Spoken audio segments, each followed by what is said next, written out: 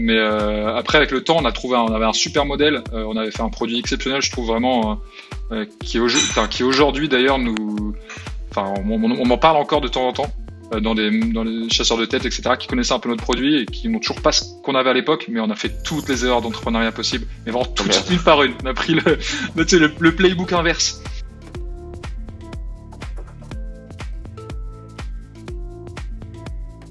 Ça a été quoi le premier projet que tu as considéré que c'était un vrai projet entrepreneurial où tu voulais en faire quelque chose un peu qui dure, tu vois? Je pense que alors j'ai lancé plein de petits projets où il y a plein de trucs qui ont été vraiment avortés, ou qui n'étaient pas rémunérés, ou trucs comme ça, ou qui sont restés qui sont pas partis en prod, quoi. Le premier gros, ma première boîte, du coup, c'était mon premier vrai projet comme ça, c'était Insider, que j'ai monté avec Hakim, du coup, que tu connais aussi. Yes. Notamment, hein. Il y avait aussi Faouz et Cédric. Donc ça, c'est pendant mes études. C'était une marketplace de recrutement, pour les profils business. C'était on avait pris le parti pris de faire quelque chose un peu élitiste au début pour rentrer sur le marché. Et en fait, alors à la base, c'était pas du tout le projet initial, comme tous mes projets en fait qui marchent. J'ai vraiment itéré dessus et c'était un peu un concours de circonstances. Pour la petite histoire, je me suis retrouvé dans un hackathon à l'école 42 parce que je venais de rompre, enfin je venais de rompre.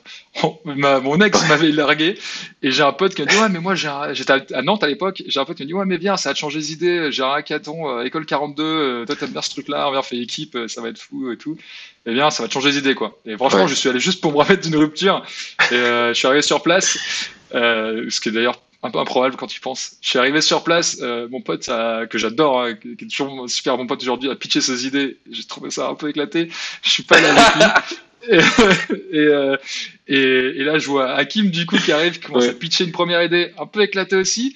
Et je vois qu'il voit que ça prend pas. Et là, il tente un dernier truc un peu à l'arrache, qui avait pas du tout, il avait pas tout réfléchi au projet. Il me fait ouais, sinon j'aimerais bien trouver un truc dans le recrutement pour trouver un stage et tout, c'est galère et tout. Et moi à ce moment-là, j'étais en train de chercher un stage aussi. Et je cherchais aux États-Unis, mais ça m'a parlé, tu vois. Je me suis dit, putain, je vais aller voir ce mec. Et en fait, on a fait le truc en 56 heures, on a gagné le hackathon, et on s'est dit, bah, en fait, il y a un truc, quoi. Et tout le monde disait, ouais, il y a un business avec votre projet. Donc, on s'est lancé, on a essayé 2-3 trucs, puis on a lancé une boîte, quoi. Vraiment, pareil, pure opportunité. Et puis après, ça a tenu genre 2 ans et demi, quoi.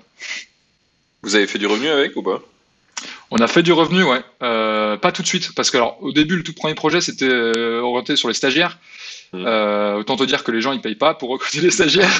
Mais quand t'es étudiant, moi j'ai jamais été recruté de ma vie, tu vois. Donc tu sais pas. Jamais fait de taf de ma vie. Ah non, je sais pas. C'est marrant. Mes autres associés, ils étaient un peu plus vieux, ils avaient déjà des expériences et tout, mais une expérience quoi, ou alors de l'alternance. Oui. Moi jamais. Donc c'est un peu paradoxal. Mais après avec le temps, on avait un super modèle. On avait fait un produit exceptionnel, je trouve vraiment, qui aujourd'hui d'ailleurs on m'en parle encore de temps en temps dans les chasseurs de tête, etc., qui connaissaient un peu notre produit et qui n'ont toujours pas ce qu'on avait à l'époque, mais on a fait toutes les erreurs d'entrepreneuriat possibles, mais vraiment toutes, une par une. On a pris le playbook inverse. Mais c'est normal, tu vois, quand tu démarres, tu sais pas. Et on avait une bonne techno, un bon produit, une bonne approche, mais par contre, on n'avait pas de cash au début pour se lancer. Ça, c'est un peu compliqué. T'as pas de chômage parce que t'as jamais travaillé, t'es étudiant. On te regarde un peu de loin, on dit ok, lui c'est qui ce gamin qui veut se lancer dans le monde du recrutement, tu vois, donc c'est un peu plus compliqué. Mais par contre, c'était l'école de la vie, quoi. Le MBA accéléré, vraiment c'était fou. Ok. Du coup, vous avez arrêté parce que vous n'arrivez pas à en vivre de ce truc-là ou ça prenait trop de temps. C'était quoi le... Alors, ça a été un peu plus compliqué que ça. En gros, moi, j'ai réussi à faire mon stage de fin d'études dans cette boîte en passant étudiant entrepreneur. Tu sais, il y avait l'initiative du ministère de l'Éducation nationale.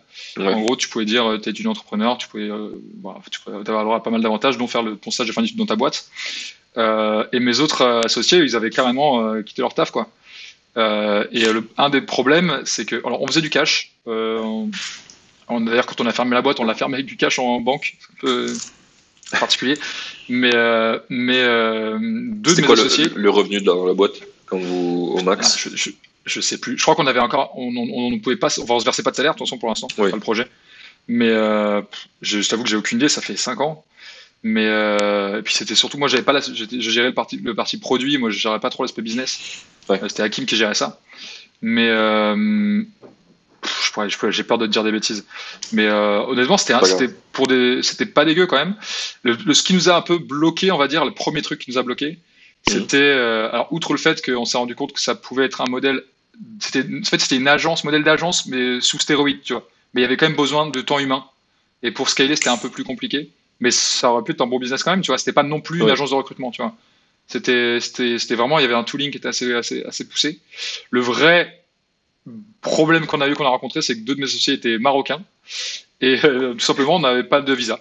En fait, n'ont pas pu avoir de visa. En fait, il fallait juste, en gros, je te fais le truc très très simple, hein, mais il fallait justifier d'un CDI, en gros, pour pouvoir renouveler le visa et rester en France. Alors que les types, ils sont intégrés de ouf, ils ont fait des super écoles, ça fait 8 ans qu'ils sont là. Oui. Enfin, tu vois, il n'y a aucun problème, tu vois. Mais nous, on pouvait pas justifier d'un CDI. Donc, il y a un premier Faouz, qui a dû trouver un taf. Voilà. Et en fait, au bout d'un moment, tu peux plus rien faire, quoi. T'es tout seul dans le truc, c'est ingérable. Et en fait, c'était pas suffisant. C'était pas non plus la scalability. Enfin, il n'y avait pas le product market fit non plus. C'était pas la boîte tech qui pouvait nous faire vivre directement et se dire, OK, on prend le risque. Et puis les gars, ils voulaient pas le faire depuis le Maroc, quoi. Donc, pas ouf. Donc, on a dû arrêter, quoi. Ouais, c'est ça. Mais super expérience. Ok, ouais, je comprends. J'ai déjà eu ce feedback d'un maker que j'ai rencontré à Lisbonne qui s'appelle Reda. J'ai eu sa femme dans le podcast Clémence. Et pareil, ça a été une galère pour lui. Non, mais, diplôme d'ingénieur qu'il fait en France, il sort d'école, on lui dit rentre chez toi. Mais en fait, non, mais c'est ça. C'est ça. Enfin, on propose des jobs, mais même quand on propose des jobs, c'est quand même chiant. Ah non, mais nous, on se rend pas compte, toi, en tant que Français sur place, tout est simple et tout. Les types, ils sont passés par je sais pas combien d'étapes, ils ont des rendez-vous à l'ambassade ou je sais pas comment, enfin, c'est un bordel sans nom.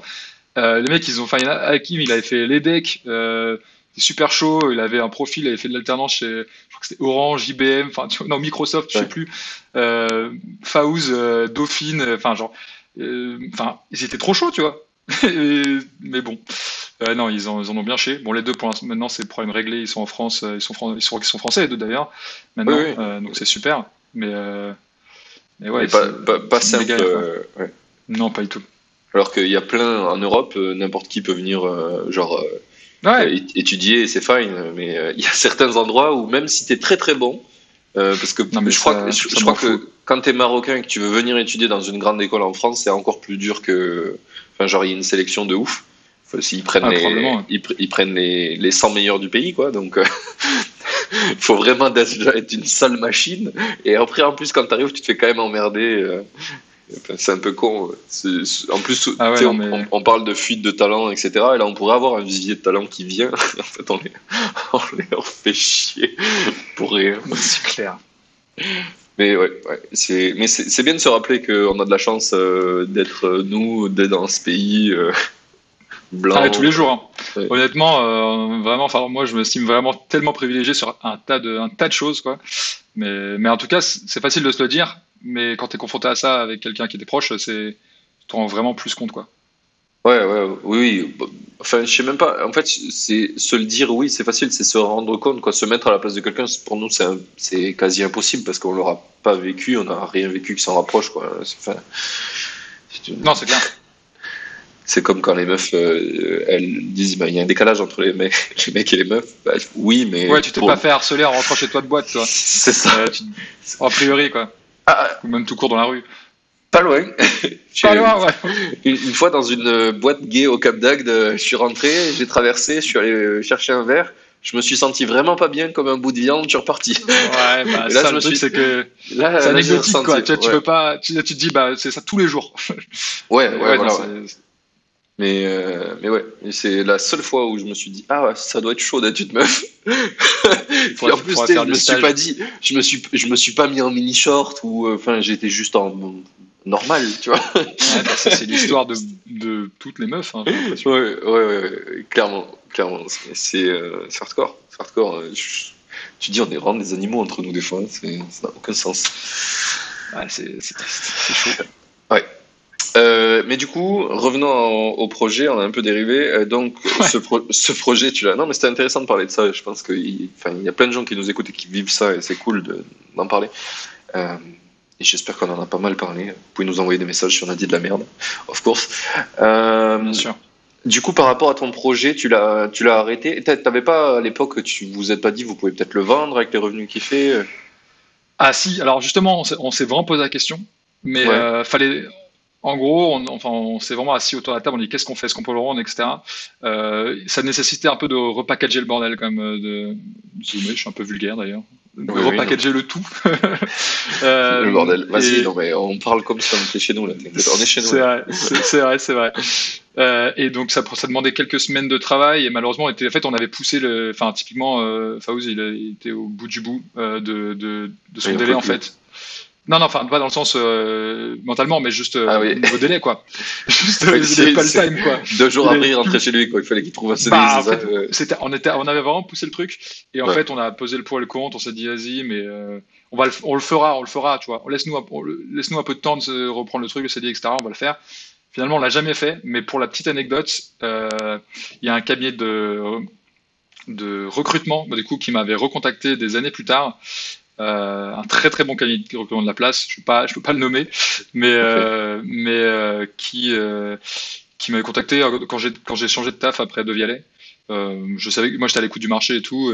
J'étais encore chez De Vialet, mais je savais que je voulais me barrer. Et du coup, il me demande mon CV, etc. Il voit Insider, il fait putain, mais c'était vous Insider? Et t'es là, genre, bah ouais, pourquoi? Il fait, mais votre produit il était fou, genre, vous l'avez vendu? Il fait, bah non. Et du coup, en fait, ils avaient pas enfin, c'est 3-4 ans plus tard, ils avaient toujours pas le produit, l'équivalent. Et on a vraiment pensé, enfin, on s'est dit, ok, mais potentiellement, là, ils peuvent le racheter, tu vois. Ils avaient la force de frappe, ils avaient le staff, mais ils avaient pas l'infra. Et là, on s'est vraiment dit, ok, il y a un moment, il y a un moyen de le revendre. Mais encore une fois, pareil, ça faisait des années, on n'était plus dans le projet. On gagnait tous bien notre vie à côté, tu vois.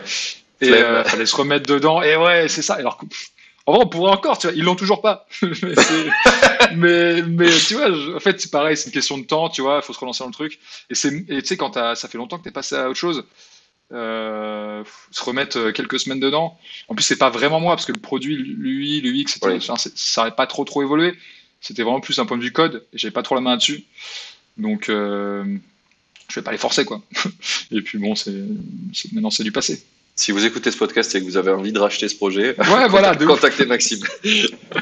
C'est ça. Je vous en parlerai un peu plus en détail. Mais en l'état.